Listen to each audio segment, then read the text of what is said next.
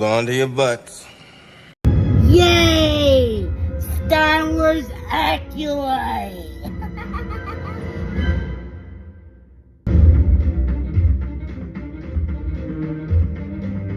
Why do women ruin everything? But wait! There's more! You know, I feel that our show was much more woman-centered than what I have previously seen. I don't give a shit!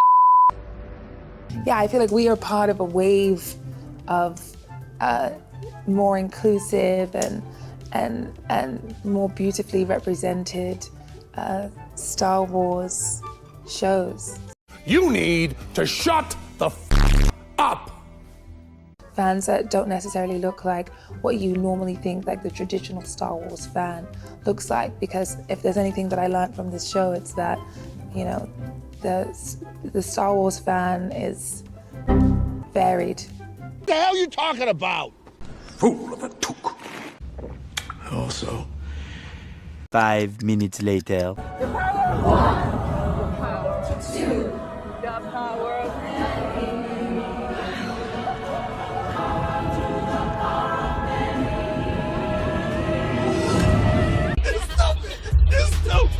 What you just said is one of the most insanely idiotic things I have ever heard. Everyone in this room is now dumber for having listened to it. It's all downhill from here.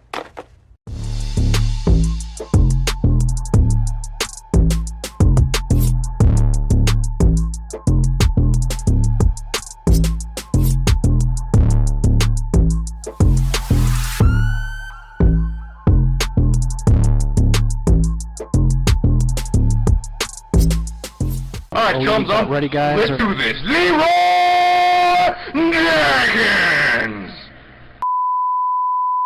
What's up, everybody? How's it going? What is up? Yeah, man. I know, guys. This is completely random and new, but guess what? Your boy decided to finally, do a podcast. All it took was the Acolyte at the end of the day. But for those of you that don't know who I am, my name is Dragon from Dragonslayer Commentaries. I normally make videos basically covering all the crappy stuff I can find out of the Hollywood dumpster, including The Acolyte, and, focusing mostly on TV shows and movies.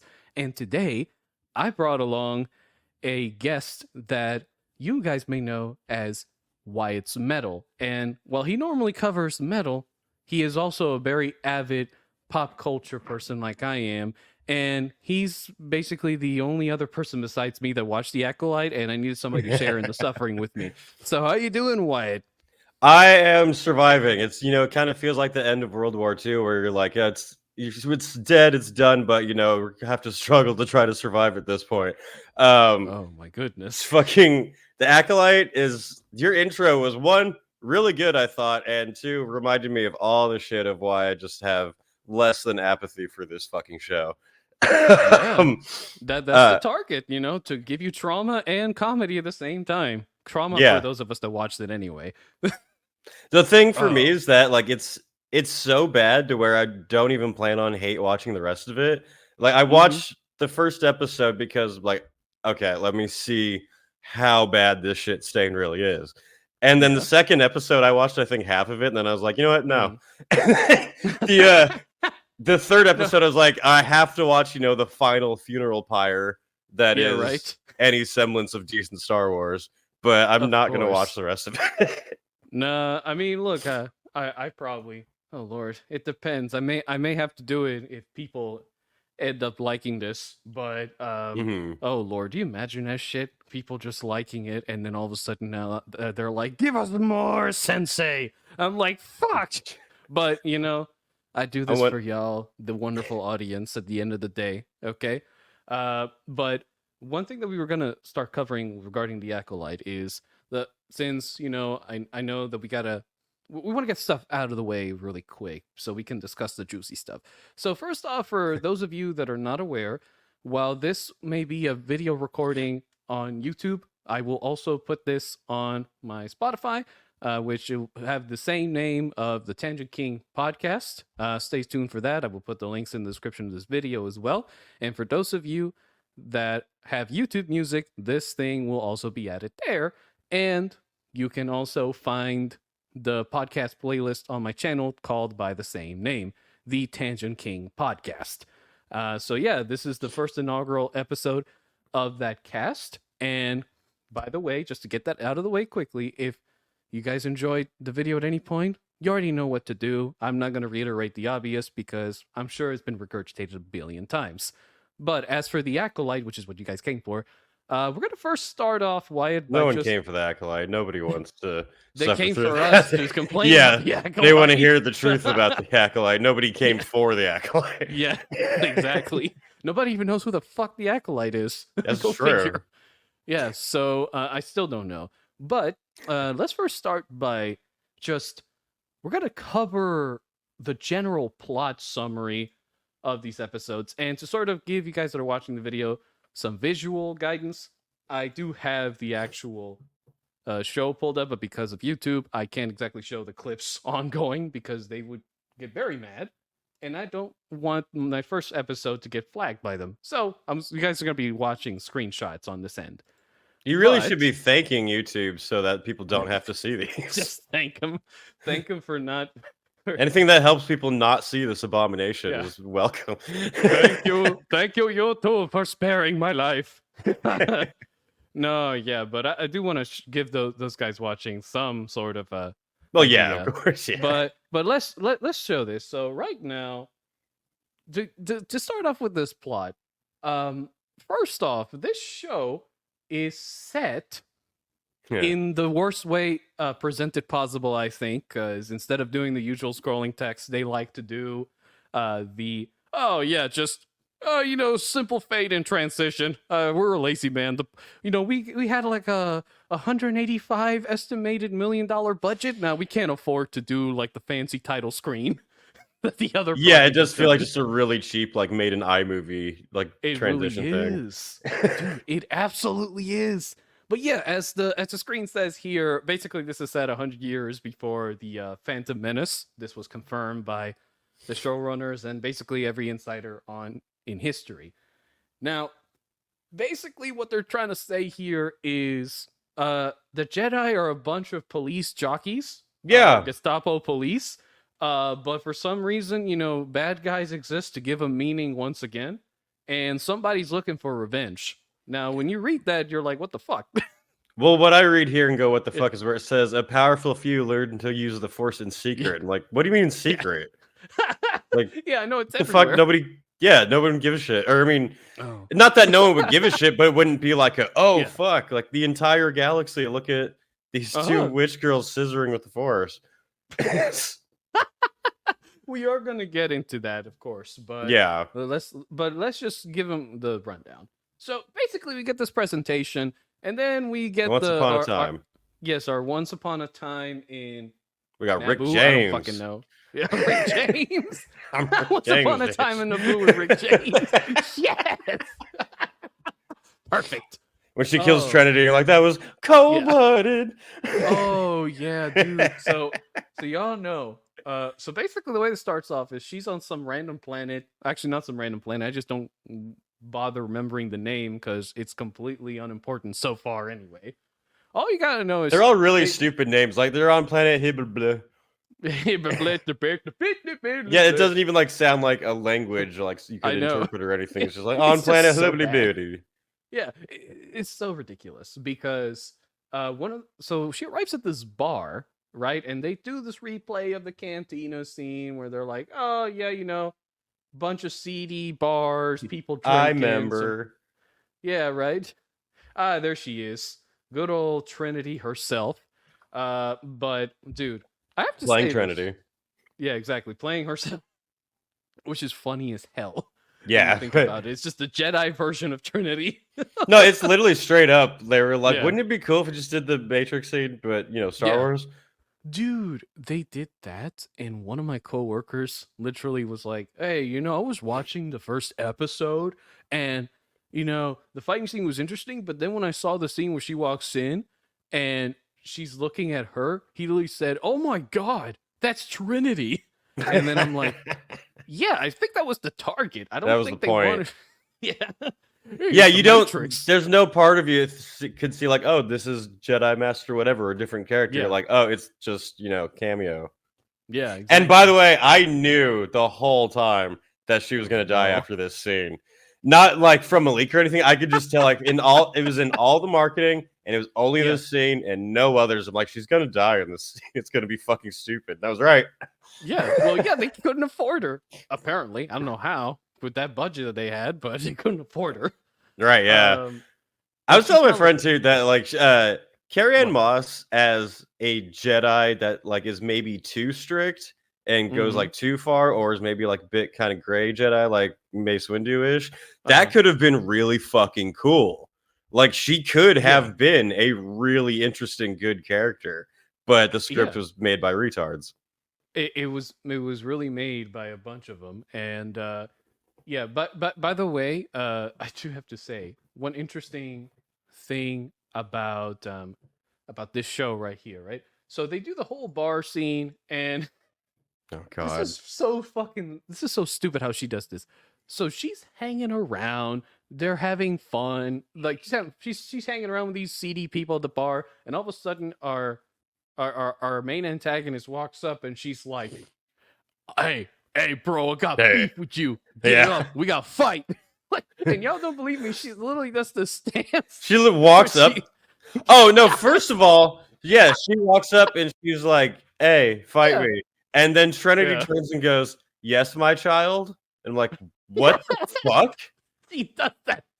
Yoda doesn't talk like that. Like, I know. No, what Yes, Jedi my would be like, child. yes, my child. Child, my yes.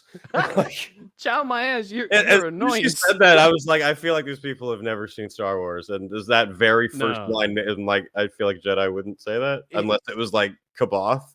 They wouldn't. No, they wouldn't unless they were like some alien species as we were communicating. But not human. Like not just a human being like, yes, my child, like they're a holy prophet or something. No, and so she doesn't. So she doesn't know. At least we have no hint that she would know that Rick James is a Force user at all. So does she just say to everybody, "Yes, my child," that comes up and talks to her? Yeah. Yes, Rick James, my child. Do you need money for AA? Oh wait, no. She walks up and said, "Look, bitch, I'm Rick James." That would be perfect. But I was thinking about this later. Yeah. Like, she could have been a really cool, interesting character. Like, I would have been totally down for Carrie-Anne Moss as like a cool kind of way too Jedi that goes too far. We all wanted it. That's the crazy thing. It's like they hire actors that you could think, like, if you use them properly, they could actually work on really great characters if the writing was any good anyway. Right. But in short, guys, what ends up happening is like we get, I don't know, like, what is it, 5-8 minutes of like a little fight where it wasn't 8 minutes. It's maybe 5. It's like 5. Usually these fight sequences are like 5 or 8 minutes. But yeah, this one, she just has a fight where she just beats up all the guys. Some people were saying like, oh, actually, I thought the fight scenes were pretty cool. I'm like, really? I mean, it's just Matrix fights. It's just badly too.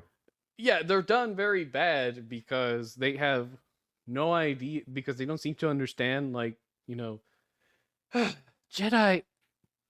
Yes, Jedi know martial arts, but like, I'm sorry, if you're a Jedi master and she's like a crappy nobody initiate or whatever of this dude that we're going to talk about in a second, you would think she could just force push her or choke her and to get her to like stop. Or maybe disable her by touching, I don't know, a pressure point. It's not like Jedi don't know this crap, That's what I'm saying. Like, I don't understand why a Jedi would even do like combat at all if they were skilled at the Force. Should be able to just freeze them in place and just be like, stop. Oh, the best part, by the way. No, and but they make a point to where they don't use the lightsaber until she throws the blades. And I'm like, you couldn't have stopped the blades with the Force. It's this one right here. Where was it? It would be harder to cut the blades separately than it would have been to just stop them in the air with the Force. Yeah, where was that scene? I want to find it. Oh god damn it. Oh yeah, so basically the way they try to excuse that crappy quote, yeah, is she draws it, she says the quote, and because she's a sore loser, she basically taunts her by saying, "Oh, you look at you so big with your fucking lightsaber." No, what she says is a Jedi doesn't pull their lightsaber unless they intend to kill. And I'm like, since when? And I can think of so many times where that's not. Obi-Wan just hands, hey, Luke, look, like the lightsaber. Look, here it is. I'll be back with this. Okay, I got a perfect clip for that. I thought of, while you're pulling up that clip, I thought of in the Heir to the Empire book when Leia is trying to basically prove herself to the whatever those fucking people are called, the more like kind of tribal ones. She pulls out the lightsaber with the Force and ignites it and just like has it floating there while she like talks, and it's a super powerful moment. She wasn't killing anybody. Yeah, no. It's the funny part. Yeah, that's the best part, So let me see. There we go. Okay. I found it. So look at this, okay? You say that, but then literally this is basically a quote, guys. A Jedi doesn't pull her weapon unless prepared to kill. Yup. Yeah, that's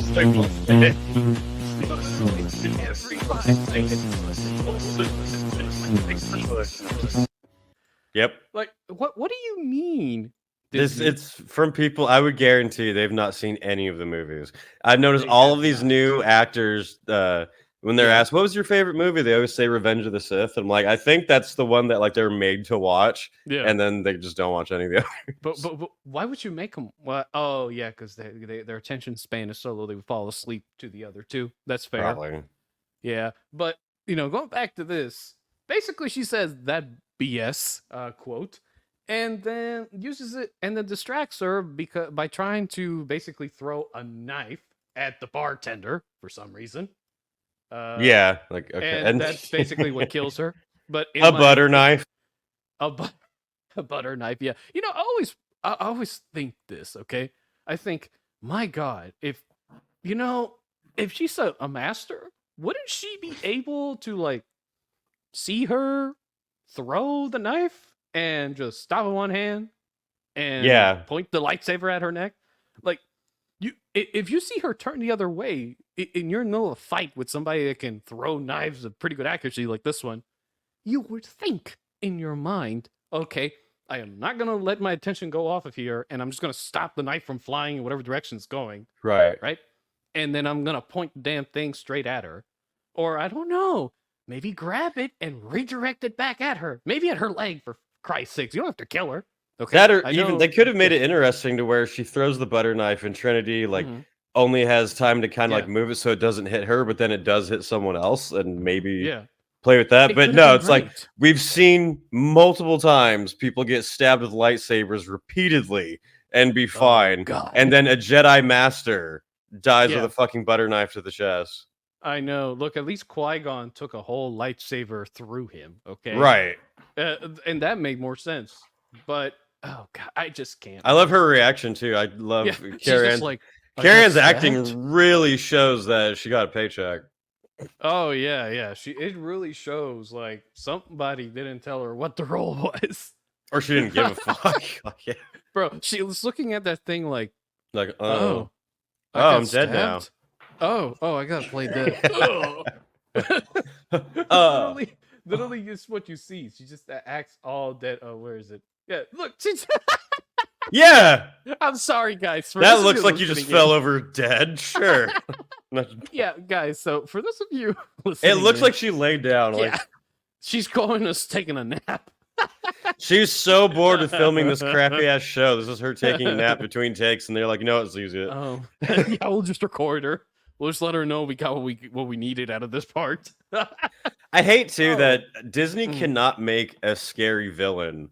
Fucking this acolyte that's supposed to be like, crazy dark side killer. There's nothing intimidating or scary about her. She's like, fight me with all your strength. You're like, oh, you Jedi are so bad. Like, you couldn't be haunting and spooky at all. I was thinking of so many ways you could have had like a spooky serial killer like hunting down Jedi. That would have been dope. it's but it's like a petulant child, you know, like the yeah, type, yeah. like, okay, you're an orphan. Okay, we like, get it. You're an "You were orphan. mean to you know, me, somebody Ma." killed your fun. I am tough, and I'll show you. Yeah. That's basically all we're getting from this lady. And well, look, moving on, the freaking barman somehow is saved. You know, we get this thing. Oh, and here's the best part of it all, right?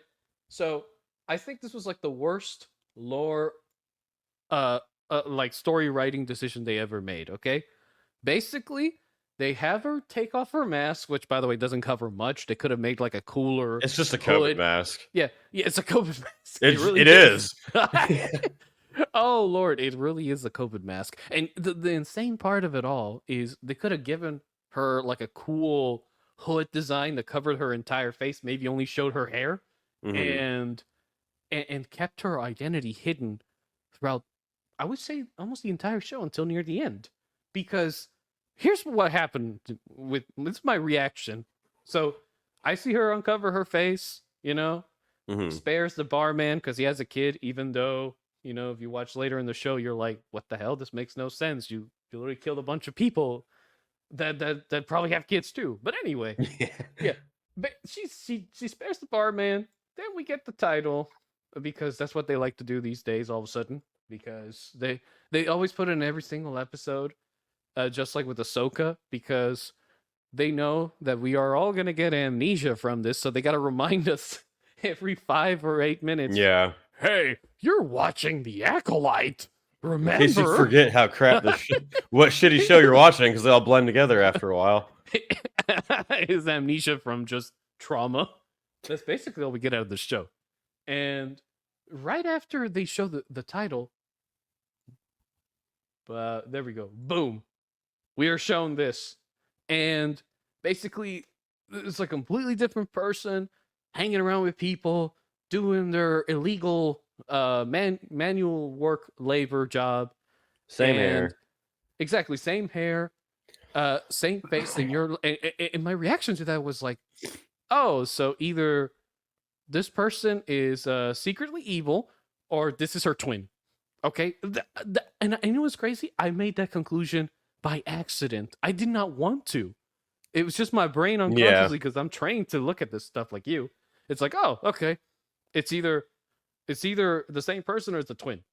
And well, the show later confirms that it really is a twin. But I mean, pretty much immediately too. There's no like mystery or anything. Yeah. In my head, all I'm thinking is like, that was the dumbest writing decision made. Who approved that? That was stupid. Oh God, I cannot with these people. And of course, we get to it later too, that they're like special twins. They're like the chosen ones of witchcraft twins. And oh God, no, we're gonna get to that very soon. But in short, she's like helping fix this rig, and then the oh my God, I forgot about this part. Yeah, the High Republic Jedi. Well, not only them, but the fucking what are they called? Neimoidians or something? Yeah. I think so. Everyone remembers from the Phantom Menace and from the prequels. They're like, Lord Sidious has instructed us to send the army down. Is that even legal? And in here, it looks like the same characters almost. And they're like, hi, Jedi. We are the alien people from the same movie. We totally have the same accents. What would you like us to do now? Would you like a mayonnaise sandwich? Would you like me to make you a sandwich? They very clearly changed it, just like a very... Yeah. And they're like scared. They're scared like shitless at these Jedi. Like, I'm thinking, like, what did they do? What are these Jedi doing that are making you scared of them? And like, Jedi Master Killmonger over here just rapes his mind for no reason. He asks him a question, doesn't wait for the answer, just pulls out his head and is like, all right, bye. Yeah. Oh God, yes, the mind control. I forgot all about that. There's just indiscriminate use of an ability that weren't they taught to use restraint on it? Because they would make people in the do book, very bad things. Luke pretty much has bad shit happen because he went too far with it and then like swears off of it. Yes, but that's okay. So yeah, I totally forgot that they did really copy the Phantom Menace. They really copy a lot of stuff from previous films, you know? And I do have to say, so Excuse me. So the costumes, no, Yeah. bad. Okay, I like not bad because like I don't like the color combination to begin with. It feels like they're the freaking yield signs for some reason. You know, from the highway. Like every time somebody freaking sees them, they're like, "The Fofo are coming! Hide your children! They're gonna steal them!" Yeah. Hide your kids, hide your wives, because the Jedi are coming. Yeah, for real. And I think that chick's makeup looks really stupid too. The one standing next to him. Yeah, I think there's supposed to be like a cat race or something. It looks like a bad Halloween costume. It does. It does look very, very, very bad. I will admit that. And one of the things I found interesting about this whole conversation is basically this guy right here. The name of the character is actually Yord. Okay, but the actor that plays this character, Charlie Burnett, for those of you that are curious, retard, big time, honestly. And just to showcase how much of one he is, I will now show another tweet where he does not even know. Oh no, I'm not even gonna tease it. This is way too ridiculous, but I just want y'all to know what we're dealing with, okay? That's all I need to like showcase over here. Insanity. Right.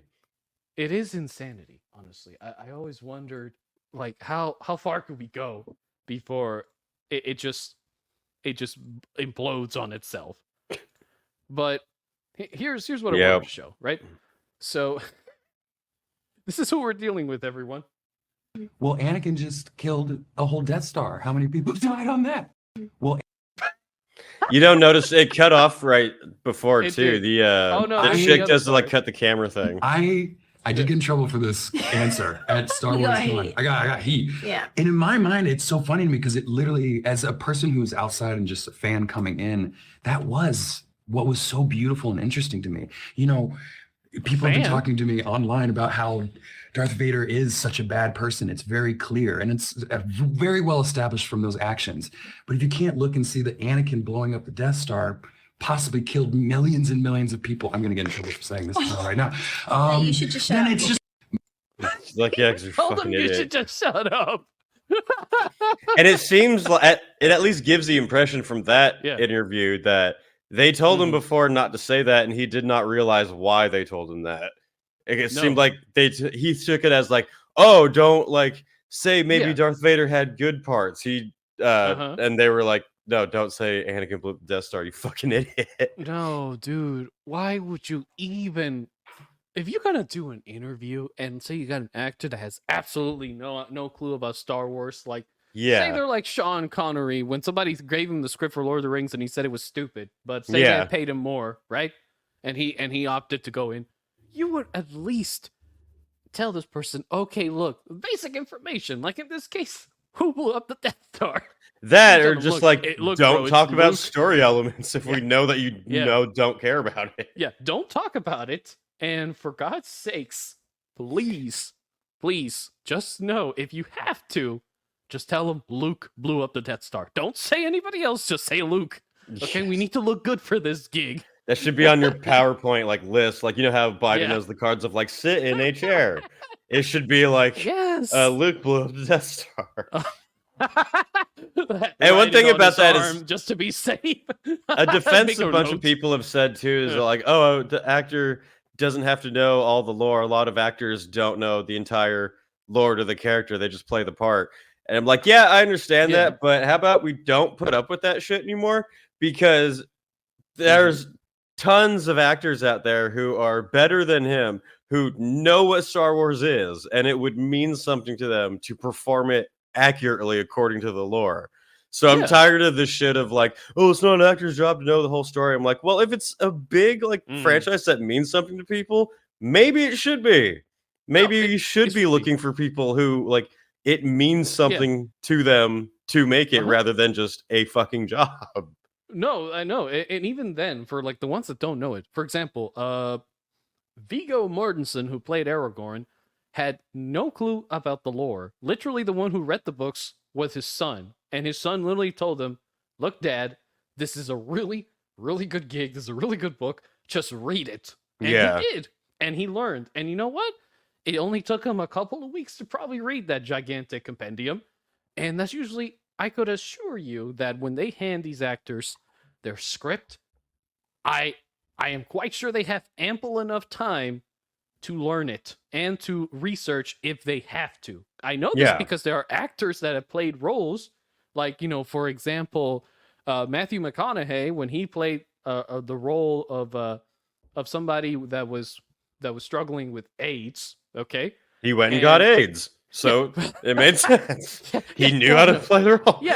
He researched by talking to actual people who are having it, and actually learned how to properly do it. He researched by going to San Francisco, the Tenderloin area. Oh my God, he went there he went there and saw the needles. He knew what had to be done. The price of fame. Oh goodness. But look, for the whole plot, basically they're in there because they heard that the main character, whose name is Osha, by the way, the other twin. So our main character, the good twin, is Osha. The bad twin is May. Okay. No matter how many times that's told to me, I will not remember it. Okay. That's how much I don't fucking care about this. Okay. Show. Good.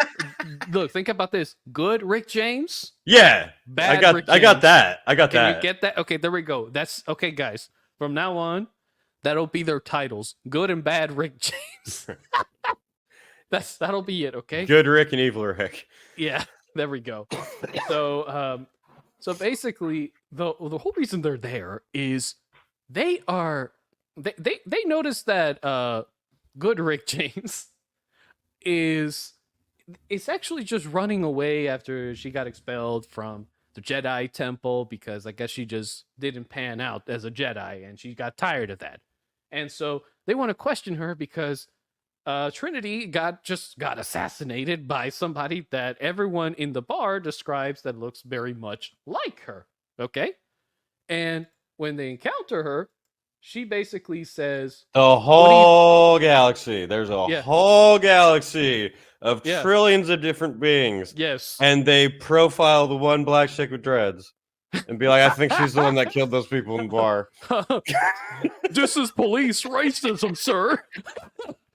We're all about current day topics. And would you look at that? They were right. No matter the time or place, it's the same crap all over again. The Empire being racist in the lore to aliens wasn't enough. No, or the Sith Empire. No. This, we need to be more specific. Yeah, like, no, now we need to. Fish people are fine, but black lesbians, oh. We was struggling and shit. We was witches and shit.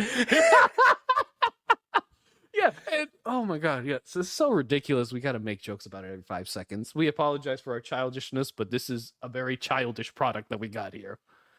Written by very, very old temper tantrum kids, actually. Yeah.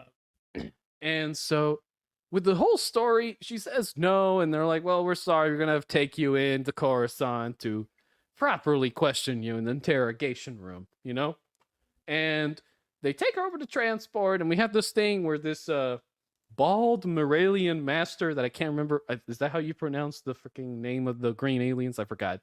Oh, I don't know. Moralian? I forget. Let me know in the comments. Piccolo. Okay, guys. Piccolo. Okay, yeah, female Piccolo. We'll just call her that way for now. Guys, look, just tell me in the comments, because I genuinely forgot, but I think it's pronounced Moralian or something. I think her name is Jedi Master Green Dyke. Okay, fair enough. Green Dyke it is. Well, who can't act? Yes, that's no one in this fucking show can put anything behind their eyes in terms of, like, you could see that their feeling and emotion means something. Like right here when she says may the force be with you, there's no sense of like, oh, this is dangerous now, something might happen. She's just like, may the force be with you. Yeah, no, it's that face. Oh my God. That's the face of of somebody who really needs to go to the bathroom and take a dump right now. They've been holding it in for 20 hours. They can't hold it any longer. She's like, I have no idea what the fuck I'm doing right now, but my wife put me on TV. No, for real. And look, I'll give you this. I think Soul's actor is the one from Squid Game. That's what people have told me. Apparently, everybody says that guy is actually a really amazing actor, and I can agree with that. In the few scenes where he can actually work with something, it shows. The only problem is the writing and the script for it it's so bad that every time he tries to make it work, it comes across as very campy. He learned English for this show. He really so did? it does come off God. as like Hercules Goes to New York a little bit. No. Which No, I'm sure that he is a great actor in the stuff that he actually makes. But in this, I wouldn't say he's better than anybody else, but I know he has the capability. It's just how fucking shit this show is. It's literally like, I was the one who saved her from that thing. Yeah, and people gotta understand too about with acting as well. Knowing like the nuances of the words of the language you're speaking are quite tantamount to actually being able to pull off necessary levels of emotion. Like he was able to do well in Squid Game because he was speaking his native language. Exactly. And he knew all the nuances. Going from Korean to English is like jumping from a blitzkrieg to a nuclear warhead, but you got no training. Okay. And so I know it's a ridiculous analogy, and I'm notorious for that. It would just be like, okay, Dragon, in an hour you have to do this Japanese commercial. Here are your lines. Here's the phonetic. You're not going to be able to like enunciate it the way they do and everything. You're just going to be like, I am so not going to try to mimic any Japanese words because then I just did. YouTube will take my ass down. I can't help it. I keep thinking it when I'm watching the show. Whenever he touches, like, come on, Mashara. I mean, look, I got a great example of like the writing that we're dealing with, guys. Okay, so give me a second to pull this up. But oh goodness, let's see. There we go. Here it is. So this one right here, I thought it was it's actually perfect. A perfect showcase of the writing of this whole show. And this is, by the way, within the same episode. So to give you a quick breakdown, in short, Soul basically gets this Padawan of his to come along with him and Yordle Man, okay? Or I think people call him Shitty Fade Dude. I don't know. Or not Fade. Jedi Master Killmonger. There we go. Yeah, Jedi Master. Yeah. Well, no, Jedi Knight Killmonger. He's not even a master in the in the show. But yeah, Padawan Killmonger. Padawan Killmonger. No, Knight Killmonger. There we go. Oh God. I know. So they go on a spaceship because they get assigned this discreet mission because now the Jedi do politics, even though in the prequels they made it very clear that the Jedi's obsession with politics was at an all-time high that hasn't been done in a million years because they usually try not to intervene so heavily and do stuff discreetly all the time. They in the lore they probably do it in certain occasions, and people may say, "Oh no, they do it a bunch of time. They do it all the time." But like, they were meant as kind of like intermediaries between a situation, and then once the Republic became a thing and started relying on them more, and then when Sidious came in, they purposefully got more intertwined to where it caused problems. They became a political entity rather than peaceful mediators, which over here they're like, oh no, actually that's been going on for a very long time, and I'm like, no, it hasn't. Okay. yeah, no, it hasn't. Who are you? I just read the fucking Darth Plagueis book. I'm like, no, it hasn't. Here, so let me play this clip just so you guys can see what we're dealing with. This is from the same episode, by the way, as they're like on their way to basically meet with the other. I think they're going to like trying to find Osha because, believe it or not, she escaped out of a prison ship even though she didn't want to escape it, but a bunch of prisoners. She honestly, she didn't escape it. Everybody else At all. escaped it. She fucking crashed. She just from crashed. space. I know, from space. And went down like a fucking slip and slide. Like, it did. It really did. And Yeah. the worst part of it all is that then they mind controls one of those guys. Like, it's nothing too. It's like, okay, bro, come on, tell me what you got. And then he's like, I didn't mean to. I locked her in there before the thing crashed. And then they're like, okay, thanks, bro. yeah.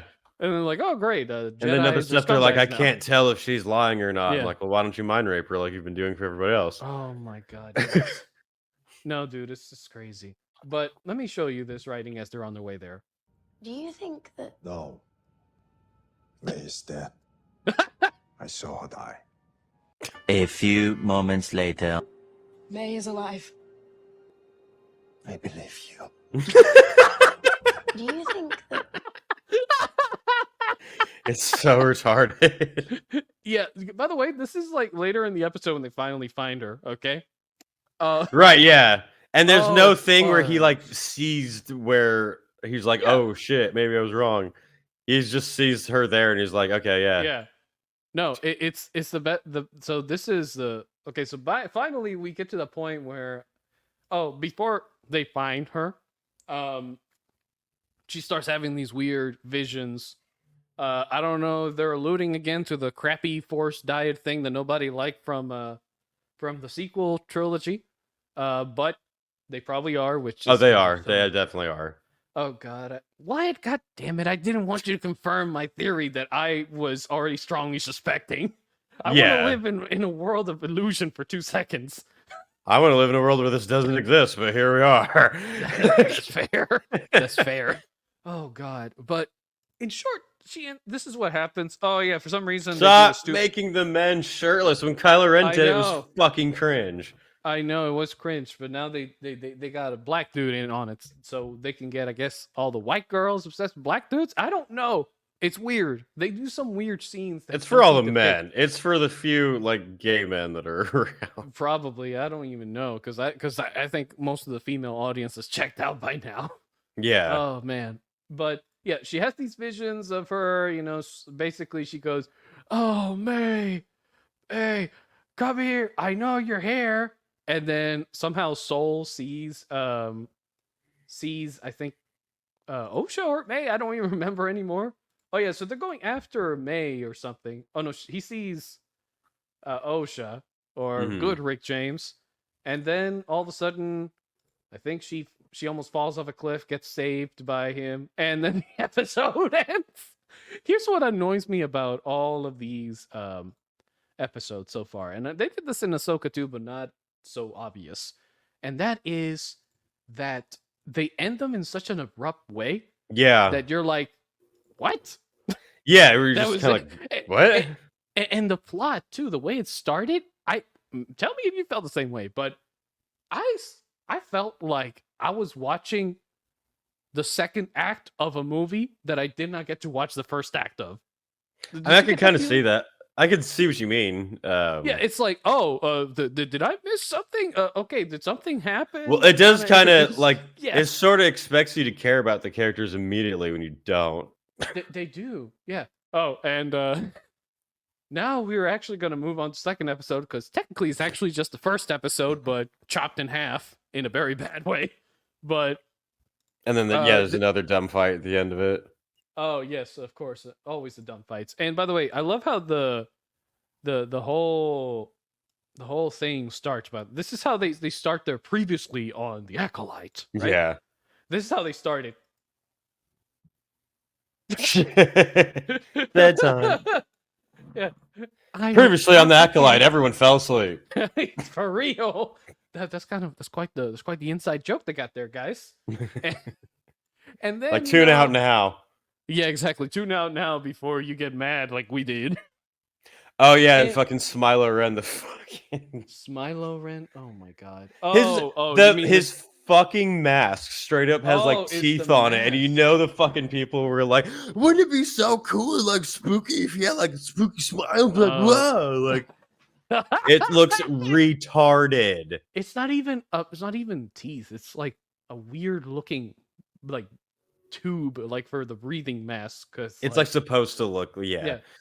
But it's just these dummies. Here's the thing, guys. These dummies don't seem that are pretending to be fans don't seem to understand that at a certain point with Sith, they get so in tune with the dark side that it starts to actually screw up their physical body, and so what they need is usually to wear a bunch of a specialized suit that sometimes has a mask with a breathing apparatus, because not only do they start to look hideous and scare the crap out of people, but the they dark also have side a hard gives you time breathing. asthma.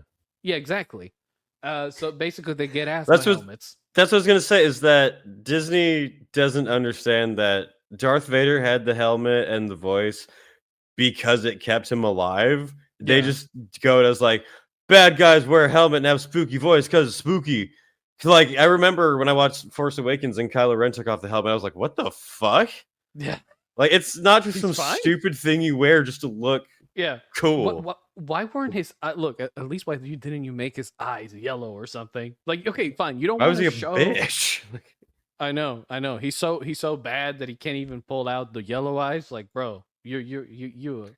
Yeah, like that scene in Revenge of the Sith. Sith. That's what you are. Anakin turns around. When Anakin turns around on Mustafar and he has the eyes, that's like a kind of a holy shit moment, or at least looks cool.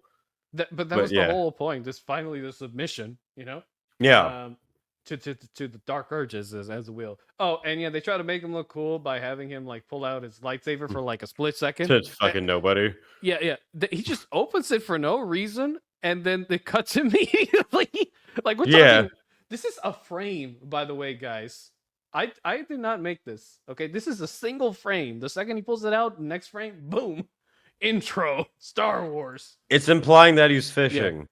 Yes, he has his lightsaber can morph into a fishing hook, and every fish that he grabs, he can't catch because it gets sliced. That's why it turns into a whip, so they can. Oh my god, not the whips. I hope they don't give the whips to a black character, because that's gonna be. I'm sorry. Like, if some of y'all get sensitive over this, let me just put it this way: I didn't come up with that. If they come up with that and I see it, the jokes are gonna fly. Yeah, and I will not be this. I will be indiscriminate about it, because that is some dumb crap, considering the audience that you're trying to target, which are not us, obviously. The fun fact is they try to ignore those things because I guess they feel like they need to do it that way. Yeah, that they need to ignore it so that the illusion stays real. But to quickly move around this episode, because believe it, these episodes, if I was actually editing into a video, this would probably take me. It would be like a 16-minute video. If I was trying not to nitpick everything, I was trying to just bum rush through it. But yeah. Yeah, I was gonna say not much really happens in this episode anyway, and then it's the third episode where we can really shit on a lot. Yeah. So basically, for this episode, just to like run through it immediately, she goes to this planet where she finds this other Jedi, and she's about to attack him, and they're like, "Oh, we need to find. We believe that your sister May could potentially be alive, and that she's probably the one responsible." And they go to this planet where this Jedi Master is at, and before that, and while that's happening, I forgot that the bad Rick James is operating out of some like gift shop where the dude's like, "Hey, how's Killing Jedi going? It's working out." So loud too. It's like, "Oh yeah, buddy. Hey, how's your terrorist activities going?" They completely ignoring the fact that like anybody could hear him. Like, this similar is closed. This similar sort of thing happens in one of the Hand of Thrawn books, where these two Imperial agents are working out of kind of like a vet shop that they took over, but they make it so like they're actually acting that like they don't want to be caught, and like they're covering things up. They're just opening with the windows open, like, "Hey, how's killing people going?" It's so bad, and of course they gotta make sure the guy that sells mysterious potions is obviously a weird fusion between Ezra Miller and an Asian. I'm sorry for those listening in, but this guy, I cannot shake off the image of Ezra Miller and an Asian from this It's dude. very, very... way too uncanny of a yeah, it resemblance. really is. If you don't believe me, just watch the second episode. I think This it's is a actually Ezra Miller at his new job now, since he can't get any acting gigs. This is just him working in a pawn shop. Yeah, but isn't it so stereotypical that like the place you get poisons from is literally from the Chinese gift shop that actually has dangerous extracurricular services in the back? Yeah. It's so stupid. But yeah, so they're talking about basically that, I couldn't kill what's stupid is that... Oh, wait. So the Jedi Master balding Neil Patrick Harris, who's just floating there. Yes. She tries to kick him, doesn't work. She tries to stab him, doesn't work. She cannot get physically near him, so she goes, "You know what I need? Poison." Yeah, and then he's like, "Okay, I got you, girl," and then just like wrinkles it up and gives her like this. Where is it? Let me find it. Oh, you think you'd be like, "You know what I need? A bomb." Not like... Yeah. A bomb, or I don't know. And how is it? Supposedly, this Rick James, not Rick James, what'd you call him again? Ezra... No, the floating guy, balding Neil Patrick Harris. Yeah, so balding Neil Patrick Harris, and by the way, if you guys don't believe us, you probably can find a section. I have to go way in the beginning though. Where is it? There we go. I'm so retarded. There, yeah. So that's why we call him balding Neil Patrick Harris, because it's pretty uncanny. But yeah, this guy, she can't. Oh yeah, there we go. So basically, the crew of like the quartet over there are trying to meet her and trying to find her because they suspect that this guy is like her next target. And the way this guy gets killed is so random. Basically, she tells him, "Buddy, I know what you did. I know what you did. You want forgiveness? Take this." And then the dude's like, "You're right. I feel like shit." And down and then dies. And it's not so the first time she already came, it's like, okay, he would know why she's there. I know. She wouldn't need to say, "Hey, I know what you did," and he'd be like, "Oh fuck, she knows. Okay, I'll die now." So bad. It's so bad. And then she finds him, and then like they're about like just like with modern day situations where if a black person gets near a dead body, the police immediately assume they're the murder suspect. Well, to be fair, the black person is like poking around the dead body and putting their evidence everywhere. They're not being like, "Whoa, there's a dead body here." Yeah, they're being like, yeah, you're kind of incriminating yourself there. And look, guys, we're showing this on live, but for those of you watching, just know this ain't no racist commentary. We're just pointing out the real life alludings that the show wants to portray. Yeah, they do it in their own show. They have the helicopter with a light flash, like, "Stand down." Yeah. And then the Jedi that's like with this dude in this temple sees her, and it's like, "Hey, what are you doing here?" And she pulls out this lightsaber, and then Soul's like, "No, don't do it." And he's like, "Oh." Yeah. And then he's like, and the guard's like, "But why? Look at her.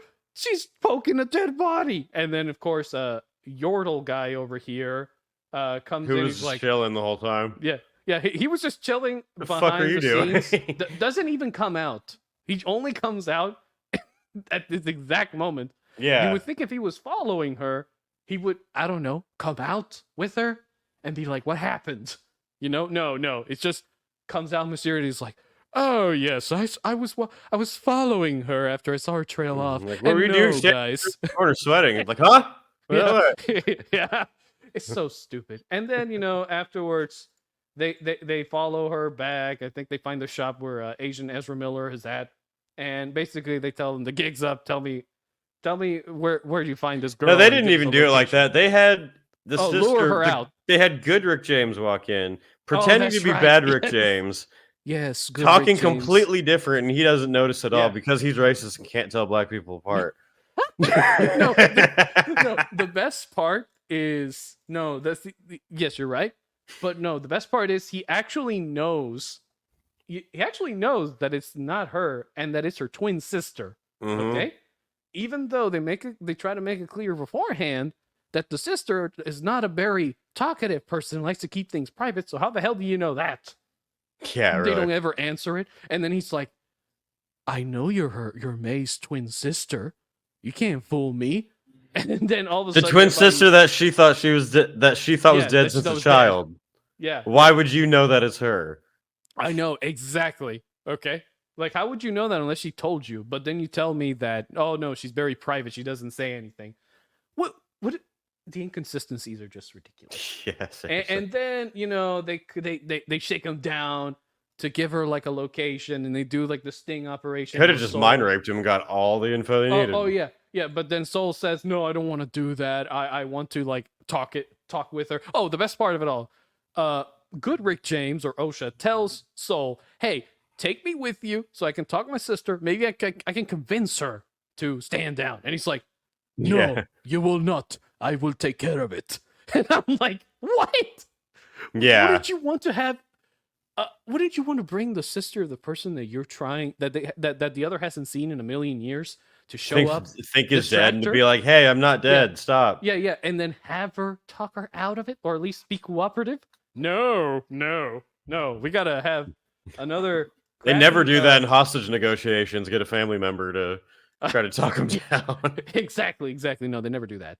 Oh, and then they have a very crappy scene where they're just fighting. Basically, a bunch of Matrix fighting. He has to do some kung fu because he's Asian. Exactly. Yep. Because for some reason, Star Wars is kung fu now. Like, I'd be fine with Jedi doing like a little bit of like self-defense, just to stop someone nearby. But there's no point in doing full-on combat like that as a Jedi.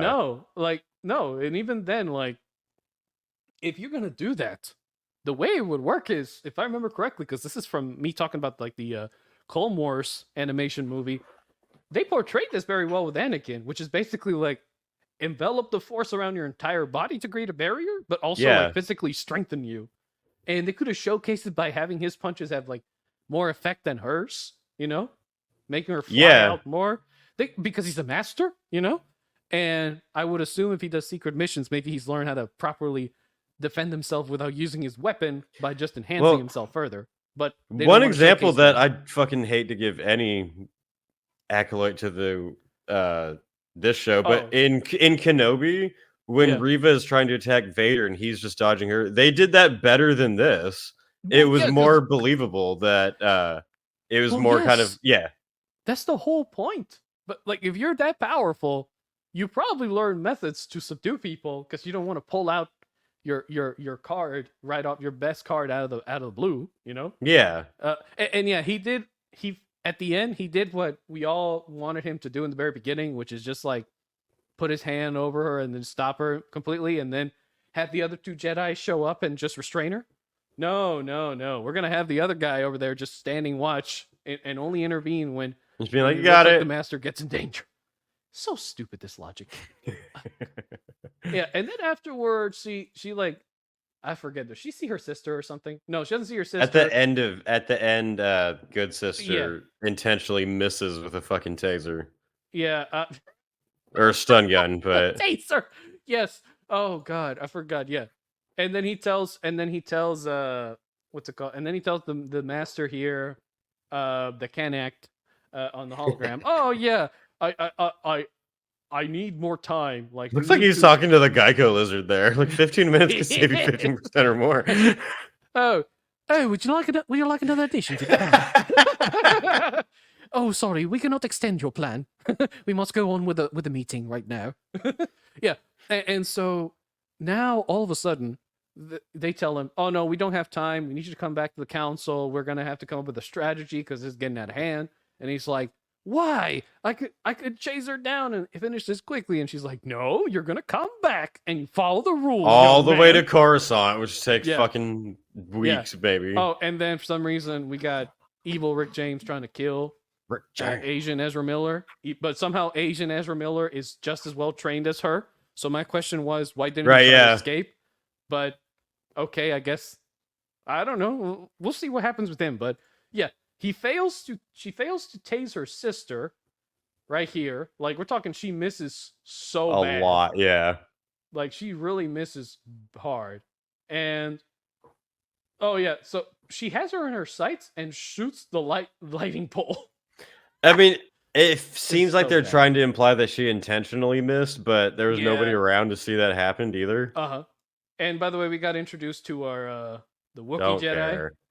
which cool, Dumb. but the show isn't cool enough to introduce a Wookiee Jedi and have me take it seriously. Honestly, And don't think now- that's cool. I think it's stupid. Yeah, it's very weird. But now we are finally can talk about the last episode. Witches in space. With lesbian witches. Lesbians in space. Oh, that sounds like the freaking title to an adult film. There's a Oh my moment from Blazing Saddles. I really want you or Yeah. somebody to start using in clips. Where Okay. have you seen Blazing Saddles? I have, yes, I have. The very end when they like go into another set and when the fight breaks out, and they're it's like the gay people Screw doing you, a dance. I work for Mel Brooks. Yeah, the choreographer for the gay dance. There's one part where he Yeah. goes, "Watch closely, faggots." And I think that would be a great clip to put into everybody's videos. Oh my god, yes. Oh lord, I'm gonna have to censor like some of these words, but oh my lord, I don't care. It's too funny. Oh god, You just cut fuck that part YouTube. out. Yeah. But Oh lord, but let me show the notorious episode finally. So yeah, this is how it begins. Why I like how they're played by different actresses. Oh yeah, so these people are supposed to be twins. Actually, yeah. Oh god, where's their? Yeah, there we go. Oh, there. So you're telling me identical twins played by the same adult actress do not have identical twin children, or that you couldn't even be bothered to use, I don't know, technology The same to fucking maybe kid. alter the face so it looks like they're identical?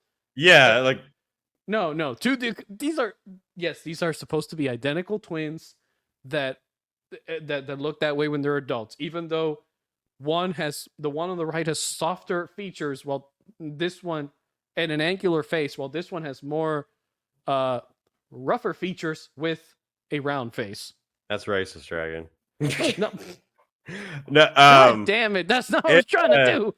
But still, no, it's funny that like, yeah, okay, so they're twins that don't look alike when they're kids, and then they grow up to look exactly the same. Okay, like what? Did the twin on the left get a patch update when she grew up? Like what's going on here? Or it is she sucks too using force because magic?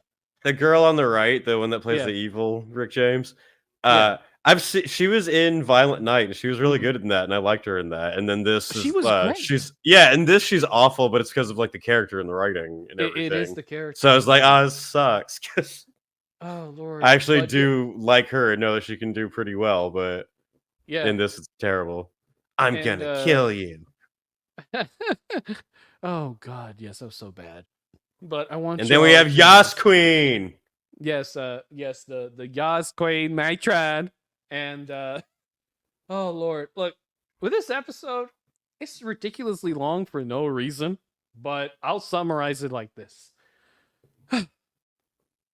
matron lesbian queen somehow through some weird archaic use of force magic that apparently or we can just do what Wyatt's doing right now. Force magic. Yeah. The power of 2. Oh my god. The power of scissoring. The power of 1. The power of 2. The power of scissoring. I know we're clearly going to get to that quickly, but yeah. Oh, yeah. But basically, she's trying to tell them. This is where they these change the two- force. Yeah. The force is some sort of thread, which whatever is like the witches of Dathomir sort of visualize the force in some other way, but that doesn't matter.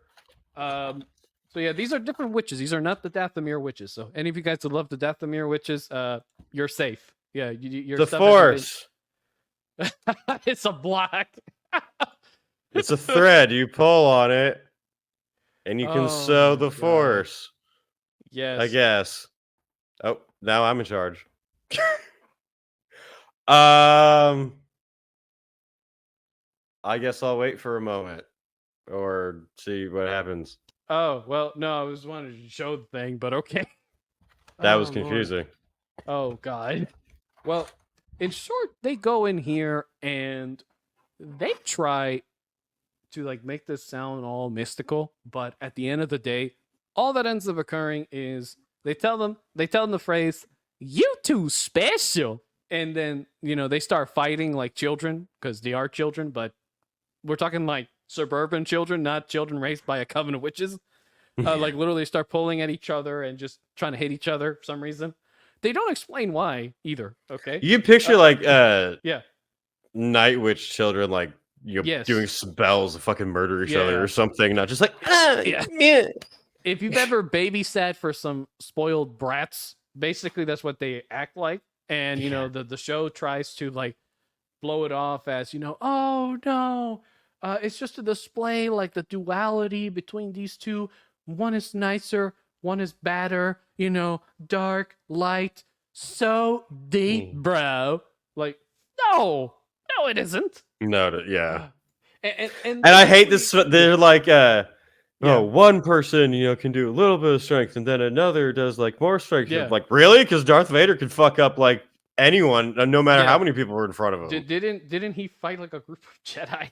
He literally could fight a group of Jedi and like, win since against when all of is them. it like one person can use the thread against only one other person? Oh, let's not forget, in the Star Wars, the Old Republic trailers, we literally have a Jedi War Grandmaster having a 1-on-2 fight against a Sith Lord and a Darth Lord, most likely. Okay, and no, sorry, a Sith Lord and his apprentice. Okay, and one has a double lightsaber, and he's fighting them holding his Padawan's lightsaber and his own, and kills the Sith Lord before he gets killed by the apprentice because he got the upper hand on him. But even so, he was able to take on two, right? And over here, they're like, no, it's teamwork. And I'm like, no, sometimes it's not teamwork. Sometimes there's exceptional Force users you're way on more either powerful. side. Yeah, it's called variety is the spice of life, But not Sometimes- in communism, they all only have the same nothing parts. They all have to be one fucking. It literally is in Drinker's video, just calling him a space like lesbian communist. Like,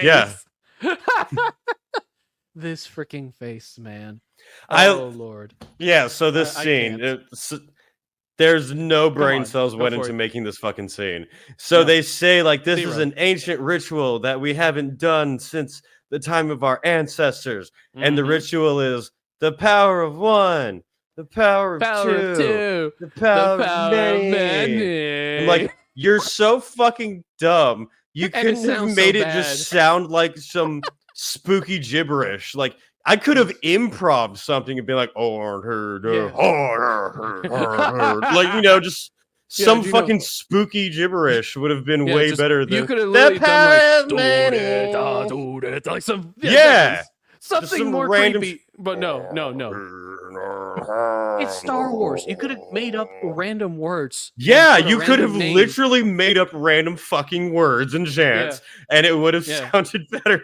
Oh my god! And you know that in the writers' room when they came up with that, they all did that for. Also, what is this costume like? This is how they sacrifice children in Hollywood.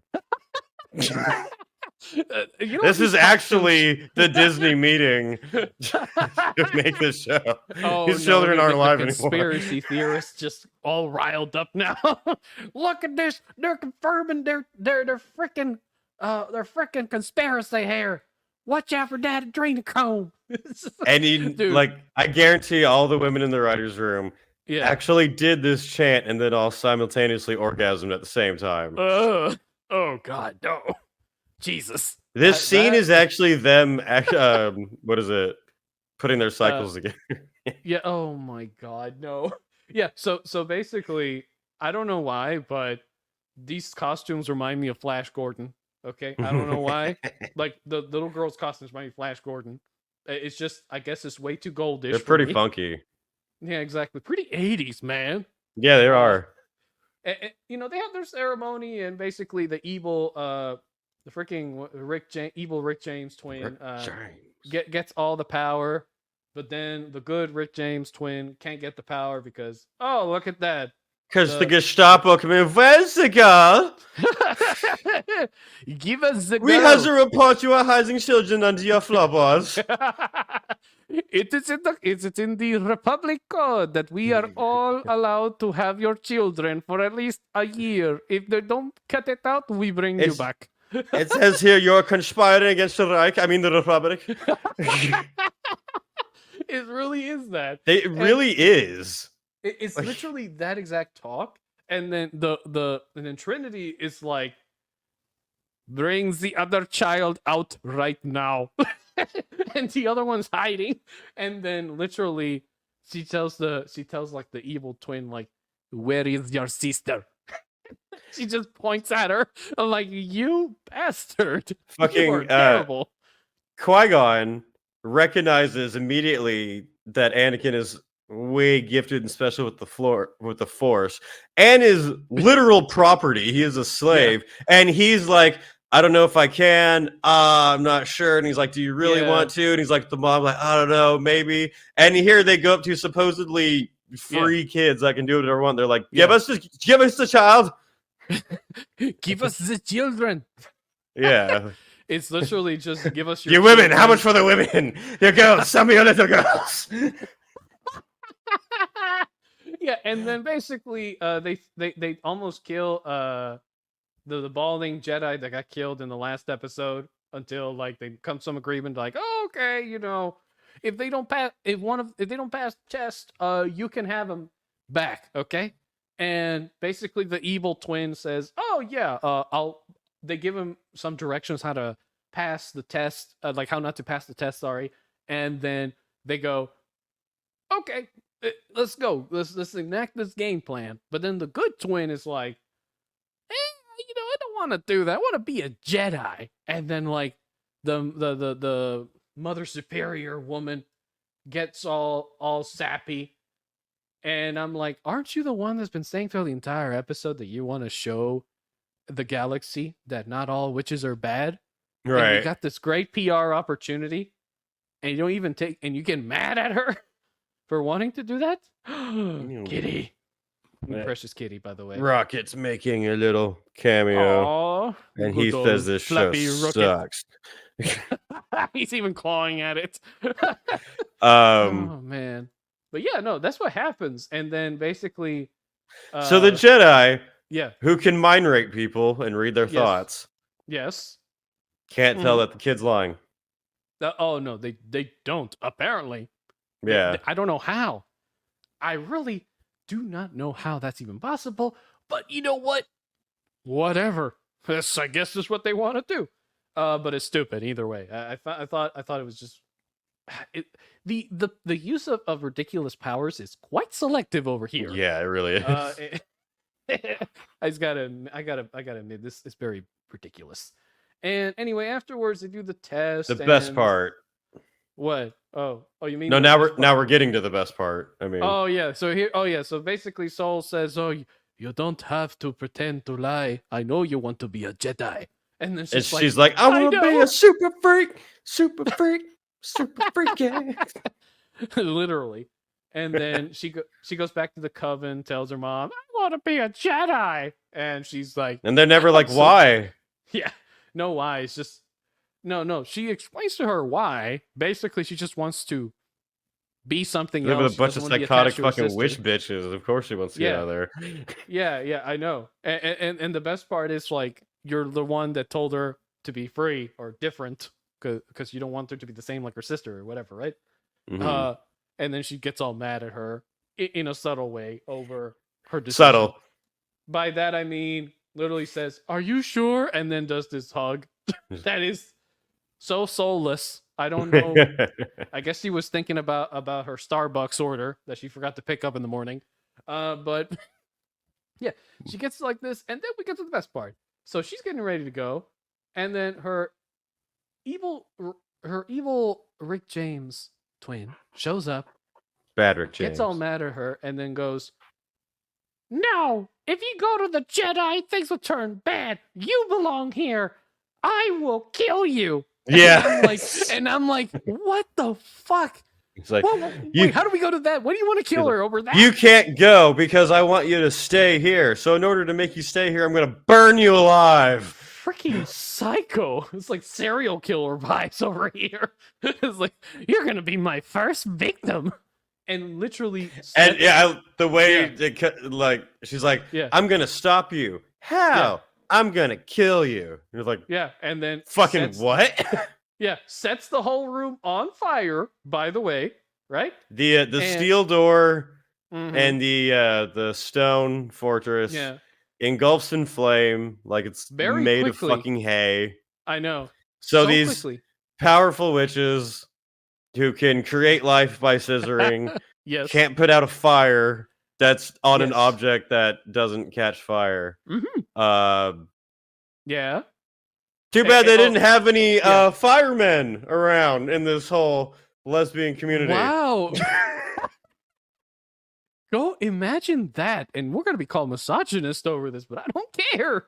So Just think about it. The witch lesbian community that wasn't welcome into the galaxy was living as fucking primitives with stone, and they couldn't even do that right because the stone caught fire and they all burnt down. Yep. So bad. And you know, maybe they weren't allowed into the galaxy because they're fucking incompetent. Yeah, they probably are just very bad. Yes, they're like high they can't make stone. They call it a thread. These fucking bitches are stupid. No one can't come into the public. Oh my god, no, it's oh, it's so bad. And so this thing catches on fire ridiculously fast. Like we're talking record time. Just goes to this level. Somehow she escapes through this little hole. She somehow poured gasoline all over the entire fortress before. No, it's like, why is this thing? You could stand in the middle of the fucking room and you would be fine. Yeah, I know. And the best part of it all, right? So they meet at the bridge, and somehow, so they meet at the bridge here because they want to be all cinematic, and the evil twin goes, come with me. And then the one's like, no, I just tried to kill you. Me. Yeah, and she changes emotions so quick. And I'm like, you are a serial killer. Yeah. We're going to find out. It's a serial killer. That's the twist in the show is not only are they twins, but the evil one has a fucking split personalities. So inclusive, guys. Yeah, so she's like, hey, come with me, even though I just tried to kill you and destroyed our whole home. And then she's like, oh, by the way, our mom's dead. And she's like, what? And you're like, no. Yeah. Oh, the best part of it, right? We don't hear any commotion from the witches. And the next thing we see is basically, there we go. Oh, there we go. This shot. Basically, they're all dead in a pile. None of them burned. Don't know how they happened. None of them are on fire. Not on fire. We didn't hear any commotion from any of the other scenes to maybe allude to the fact that, okay, maybe they're dying from the smoke, because that does happen. And, yeah, it looks outside. And so, they just run out. Soul basically takes her, escapes, and then she's forgets he can use the Force. Oh, that too, yeah. And then she wakes up and she's like, "Oh God, my head! What happened? Where's Mom?" And he's like, "Your mother and your coven are dead. You are coming with me to Coruscant. You will become a fine Jedi indeed. All that mental damage, we will turn it into courage." You can't become a Jedi if you're not fucking traumatized. I know, right? That's the best Jedi. Oh yeah, we definitely didn't take that out of Anakin's playbook. Look how he had turned out. He turned out well. I've seen other people trying to explain how all the witches died and be like, oh, maybe we'll find out that, she did this thing or there's something else at play. I'm like, they're not going to explain it. We've had enough Disney shows at this point. There's going to be no... They're just going to be like, yeah, they died in the fire. Oh, like, what? And the best part of it, Wyatt, is that even if they do explain it, it will probably be nothing of what we even theorize, because they always like to do that. They like to psych everyone. Oh, and the last thing for this episode ends abruptly again. And I mean, like, just boom. We're it's over. is basically they're showing the evil twin is alive, and I'm like, which we already know. yeah, and then I'm like, thanks, but I already know she's alive. Like, why didn't you make episode 3? Like, if this thing was written properly, mind you, okay, if this was written properly, you would put episode 3 first, then episodes 1 and 2 after to make a proper timeline. That's what I was jump thinking back that and too. forth. Or you would at least do like episode 3, Yeah. shorten it because you don't need all of that crap. Yeah. But cut that episode into like half and use that as the first episode, and then after we see the good one got away, then cut to when Trinity is fighting and gets killed. That would at least give people the thought of like, oh, did the good one, turn on the Jedi or something? And then we find out later, like, oh, the bad one actually did survive. That would have been so fucking easy to do. That would have made it just even. I mean, the show would have still sucked, but that would have made more sense. It would have been so easy. I mean, look, this is freaking. Oh Lord! And if you guys think that we're just being like way too extra with the snappy insults, please understand this. We're not the only ones. All right. This is Chris Gore. He's not lying. It's the a power weird of way. fisting. It really is. Oh, and to better drive the point home, right? I'm gonna also showcase this other thing that I think was very interesting. So this is the actress that played the evil twins. This is from an interview in 2018, but I think it still applies to what we're talking about here, okay? And this is what she said.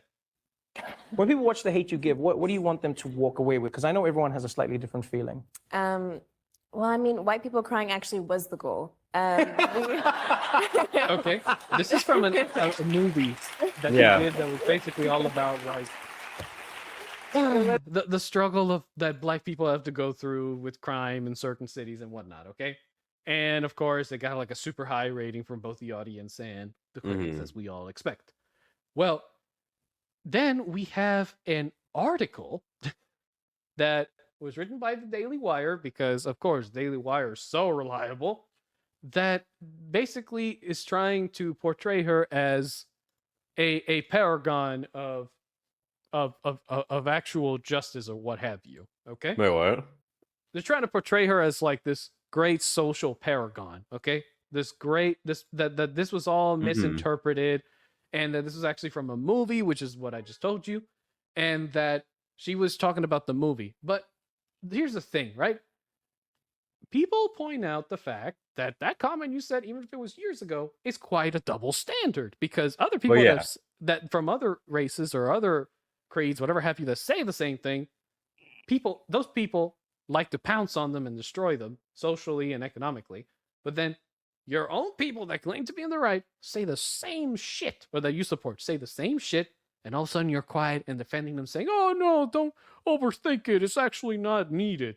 And in my head, I'm like, first off, if you say this kind of comment on a show, that already tells me a lot about yourself as an actor. That you're going to be very problematic, or that you're at least a point of concern for me as a director or head writer or producer.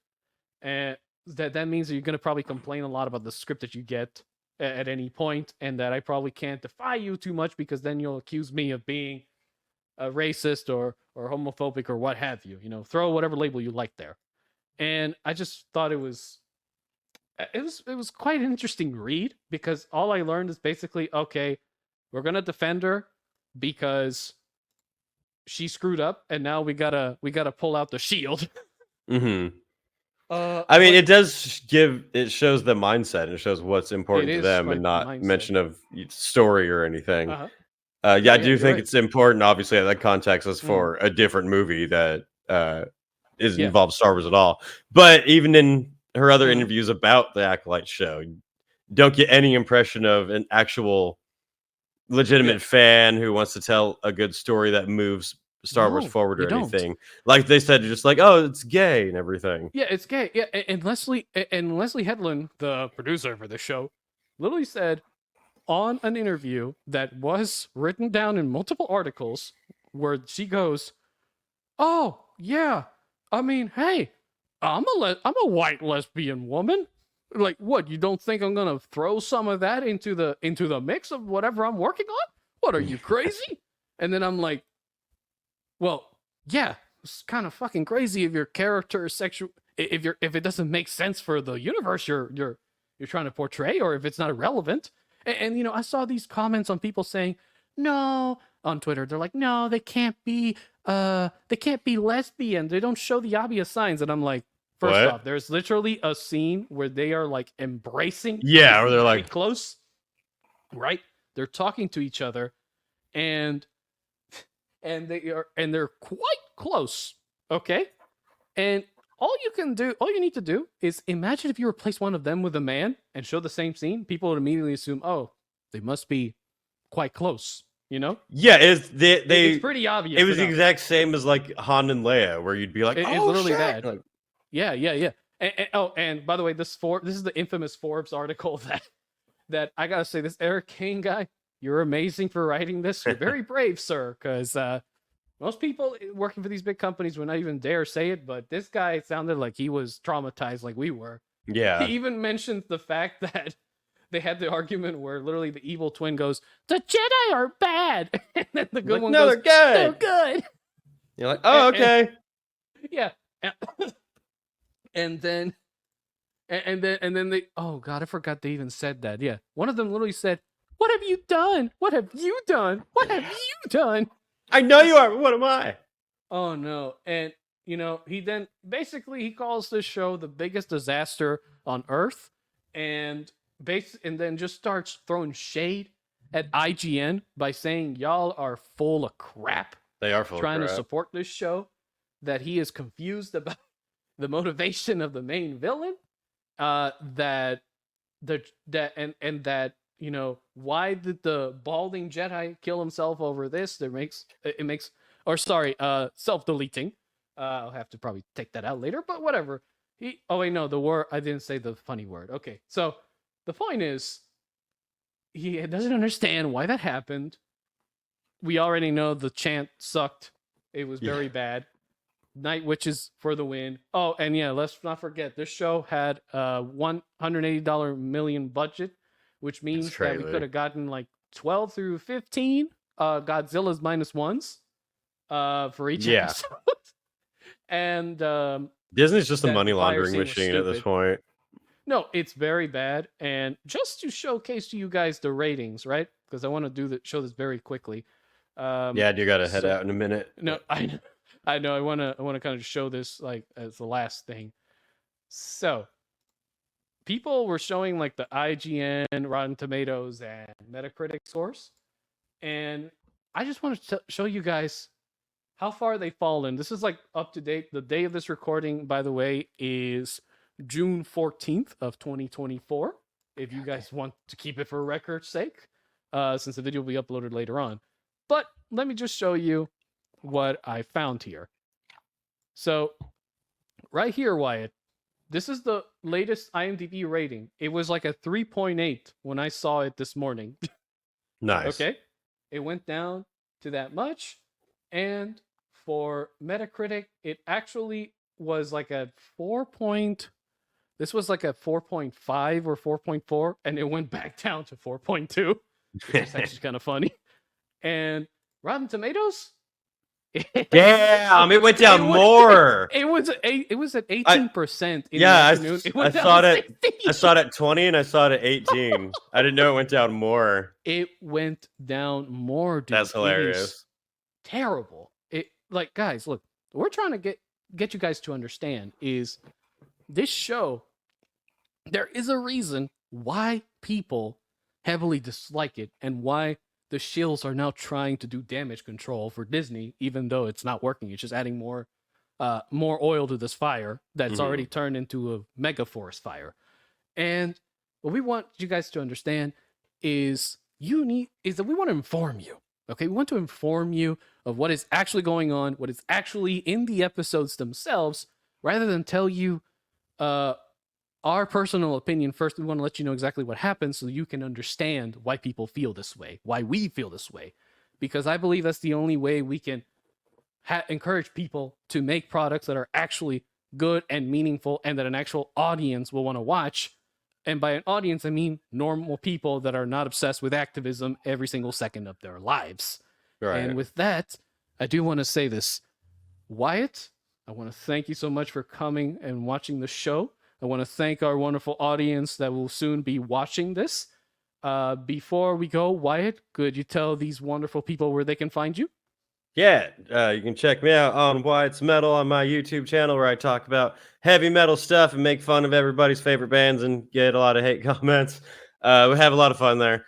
You can check out my band Dark Insanity on Spotify, on Bandcamp, everywhere that you stream music. I think that's most of the stuff I'm doing right now. Yeah, no, and it's, by the way, and is really good. Oh, thank you. Appreciate that. Yes, We have to go practice for Europe right now. Ooh, nice.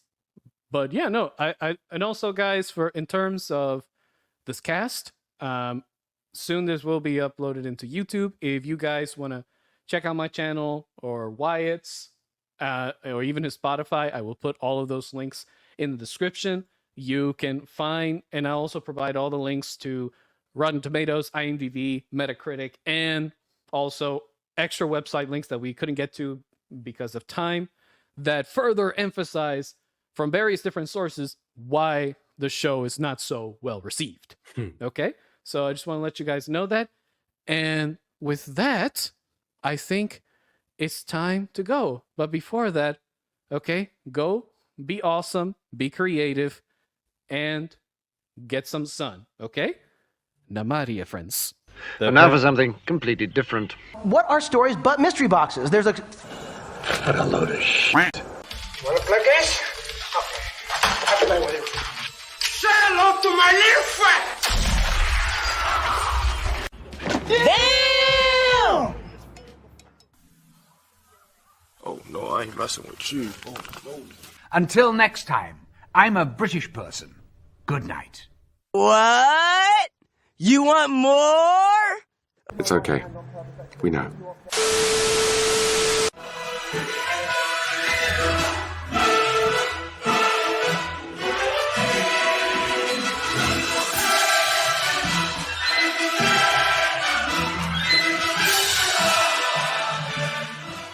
And now for something completely different.